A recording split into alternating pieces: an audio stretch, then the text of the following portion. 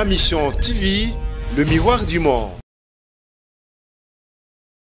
La communauté internationale n'acceptera jamais un homme fort à la tête de ce pays. Jamais. Il faut quelqu'un qu'on manipule.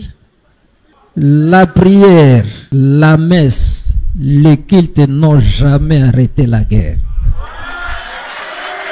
J'ai vu, moi, le président Tshisekedi, à cause de ce qui se passe dans les montagnes là à Minembwe. Je lui ai dit, j'ai l'impression que vous ne connaissez pas Kagame. Vous ne connaissez pas Kagame. Cet homme-là, on ne peut pas négocier avec lui. Faites-nous une armée républicaine. Arrêtez cette histoire, moindre chose, la communauté internationale. C'est cette communauté internationale.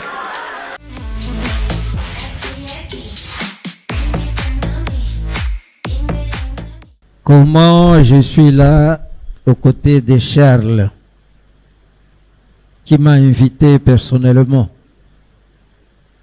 En fait, avec Charles, nous avons en commun Monseigneur Muzirwa. Monseigneur Muzirwa qui est pour moi un modèle de résistance. Un modèle de résistance. Quand j'étais auxiliaire ici, et comme un homme à Uvira, tout le monde, en commençant par ma famille, me dit, tu ne vas pas là. Tu ne peux pas aller là-bas, on va te tuer. Mais j'ai commencé déjà à réfléchir, je n'ai jamais vu Muzirwa, j'ai commencé déjà à réfléchir, à lire. Et c'est cet esprit Muzirwa qui m'a donné la force de me rendre là. Et ça fait 10 ans que je suis là, je ne suis pas encore mort. Mais je vais vous dire une chose. Quand je vais là-bas, je prends la parole et je dis, si je suis venu ici, c'est parce que je sais que vous allez me tuer. Mais sachez que je suis déjà mort là à Kinshasa et on ne tue pas quelqu'un 2 fois. Et il semble que je suis sur sa liste noire. Je suis interdit de passer au Rwanda, mais j'y passe quand même. La résistance, je crois que c'est ce qui nous manque. La résilience. C'est ce qui nous manque. Et je suis content de le dire devant vous les jeunes. La résistance. Hier, j'ai appelé quelqu'un qui est à Goma. J'ai une grande famille à Goma. Pour rentrer chez moi au Uvira, je ne peux plus passer à Goma. À cause de tout ce que vous savez, vous pouvez atterrir à l'aéroport et c'est pris. Et je demande, mais comment vous restez dans cette ville qui est menacée? Et ils me disent, nous avons pris l'option de ne pas abandonner notre ville. Parce que si nous abandonnons la ville, ils vont la prendre. Et ça vient de Muzirwa. Muzirwa était à Kinshasa, ici, avant d'aller mourir là-bas. Tout le monde lui a dit de ne pas aller là-bas. Et quand il arrive à l'aéroport, il trouve des prêtres religieuses qui sont en train de prendre l'avion pour quitter Bukavu. Lui, il est allé à Bukavu. Et quand on lui pose la question, il dit, moi je peux partir, mais les fidèles, les chrétiens, le peuple de Bukavu vont aller où? Restons là, mourons là ensemble. Et c'est mon option à Uvira. J'ai dit, si ça éclate ici, laissez-moi dans ma chambre. Vous allez fuir et laisser les autres avec qui? Cet esprit de résistance nous manque, je crois.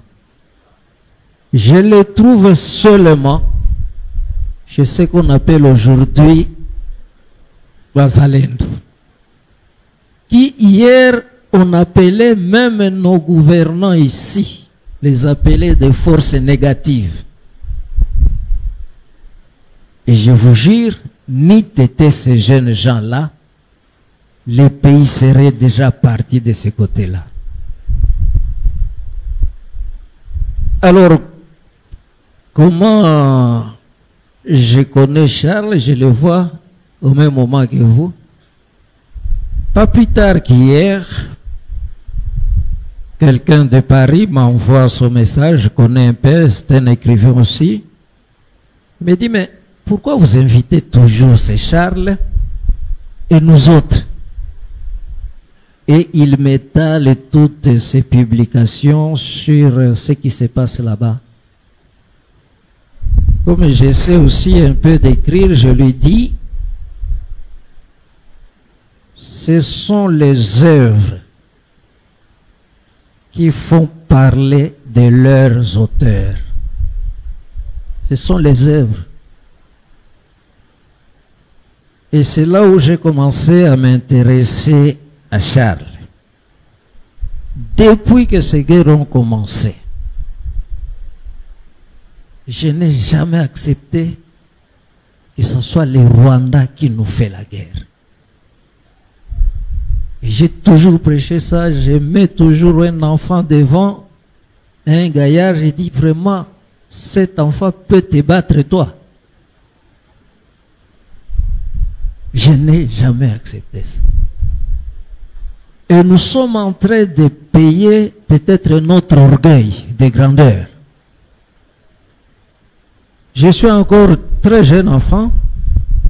Nous allons vers le Rwanda avec un cousin qui provoquait tout le monde. Moi, je dis, toi, tu n'as pas peur au pays d'autrui. Il me dit, laisse cousin, un Congolais vaut 5 Rwandais. C'est ce que nous sommes en train de payer aujourd'hui. Quand on développait cet orgueil, les autres s'organisaient. Et ils nous le font payer aujourd'hui. Pourquoi les Rwandais? J'ai changé la vie quand j'ai lu le livre de Charles. Là où il dit que tout a été planifié bien avant. On dormait au Congo. Tout était planifié. Et quand les FPR envahissent le Rwanda, l'objectif c'était le Congo. Et il a donné une preuve là. Tous les réfugiés qui ont voulu aller vers la Tanzanie, on les a barré la route pour les diriger vers le Congo. Vers le Congo. Mais c'était ça ma question. Nous parlons derrière les Rwandais, il y a les Américains, il y a les Français, il y a les Anglais, mais ces gens avaient toujours la même mise sur le Congo. Pourquoi passer par le Rwanda? Je crois qu'il y a aussi cette culpabilité du génocide qui les mobilise, ils veulent laver la conscience, mais ça ne doit pas se faire comme ça.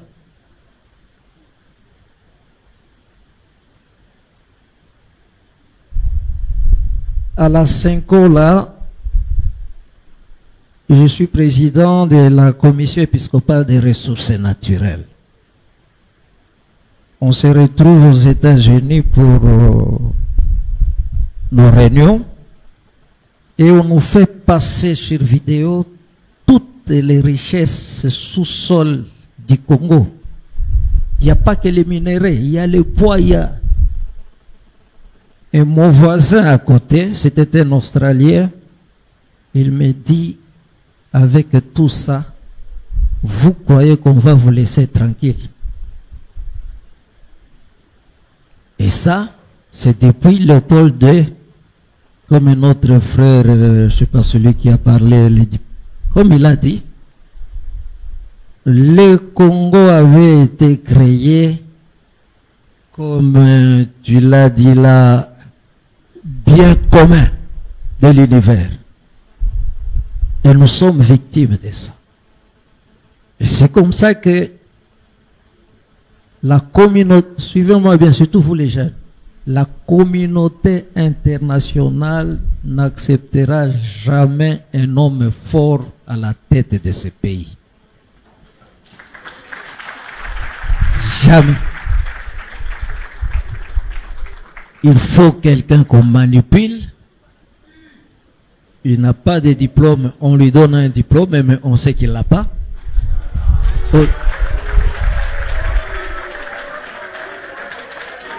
On organisera toujours les élections comme elles se sont passées là. Tout le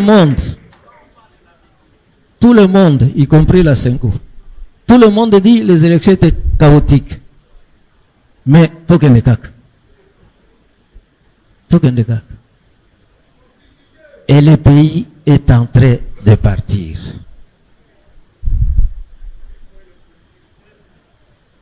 Notre pays, je commence à chuter, notre pays est en danger. Et je pense que c'est cette fois-ci ou jamais. Et il faut reconnaître la résistance des Congolais. Il faut reconnaître cette résistance. Mais il faut l'aiguiser. Quand le pape est venu ici, il a demandé à la communauté internationale d'enlever les mains sur les Congo. Mais il a ajouté aussi notre responsabilité. Il y a aussi notre responsabilité.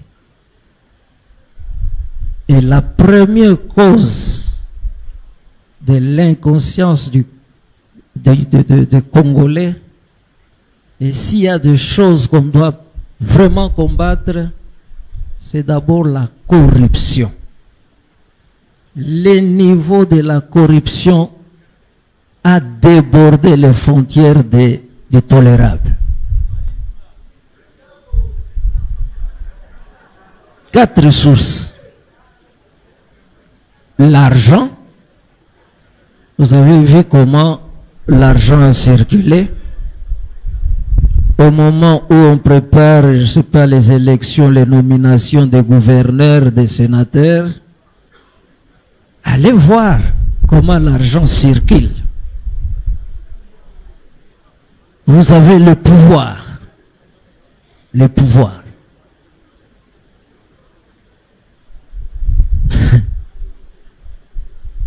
J'ai fait une petite université là au Vira. Pendant ces élections ici, tous mes profs étaient des candidats, y compris des étudiants. Et pourquoi? Parce que les Congolais sont convaincus aujourd'hui qu'il n'y a que la politique qui paye. Il n'y a que la politique qui paye.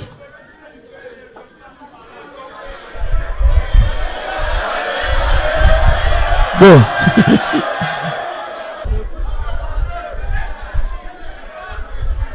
Je voudrais conclure par ces paroles du Premier ministre de Tshisekedi, le premier ministre de Tshisekedi. Comment il s'appelait encore? Oui. Cet homme va visiter le parc de Bukangalonzo avec son ministre de l'Agriculture. Il voit les désastres. Et il pose la question à son ministre. Qu'est-ce qui n'a pas marché? Et le ministre lui dit l'amour du pays.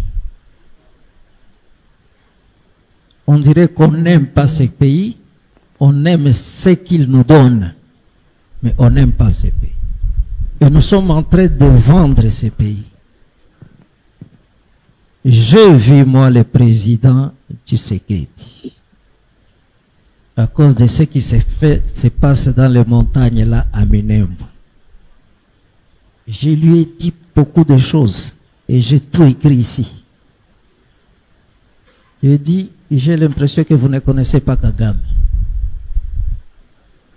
Vous ne connaissez pas Kagame. Cet homme-là, on ne peut pas négocier avec lui. Faites-nous une armée républicaine.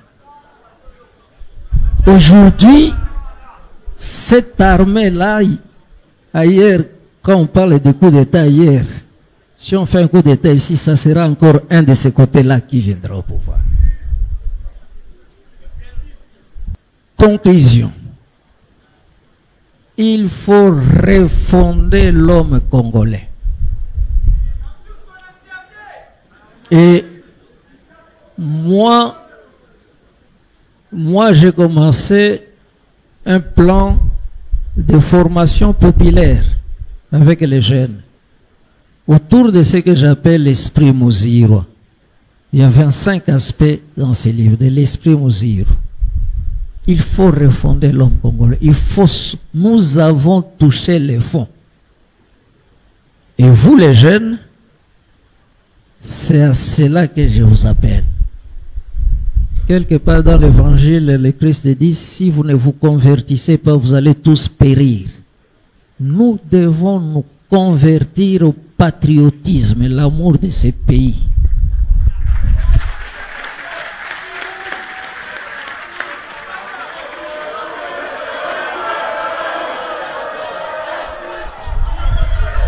Je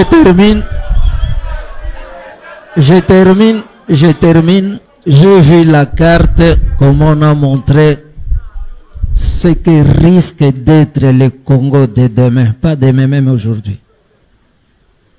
Hier, on a fait passer réseaux sociaux, un pasteur qui est en train de prêcher. Il dit, d'ici peu, le Kivu, depuis Ituri jusqu'à Uvira, ça sera une nouvelle république. C'est un pasteur. Hein? Et le Maniema sera notre ferme. Moi, pendant 10 ans que je suis là, j'ai fait des ateliers, des messes et des ceci. Et je suis arrivé à la conviction, suivez-moi mieux parce qu'il y a beaucoup de pasteurs ici. La prière, la messe, les cultes n'ont jamais arrêté la guerre.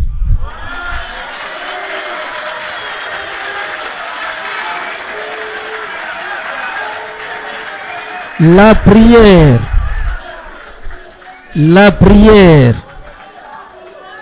les messes,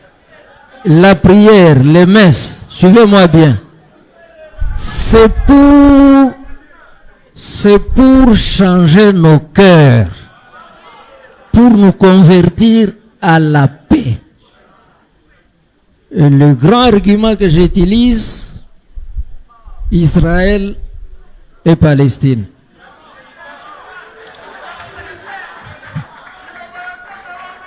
C'est là que la parole nous est venue. C'est là que Dieu nous est venu. Mais tant qu'ils ne se convertiront pas à la paix, à la cohabitation pacifique, il n'y aura pas de paix dans le monde. Deuxième chose, vous les jeunes, tout ce qui est relations internationales, arrêtez cette histoire, moindre chose, la communauté internationale. C'est cette communauté internationale. C'est cette communauté internationale. Et la première réforme qu'il faut demander par rapport à cette communauté, c'est cette affaire-là des conseils. Tant qu'il y aura ces pays qui détiennent eux-mêmes le droit de veto, il n'y aura pas de. Donc nous vous engageons, nous les jeunes, nous comptons sur vous pour sortir. Mais il faut résister au premier péché des Congolais, la corruption. Je dis et je vous remercie.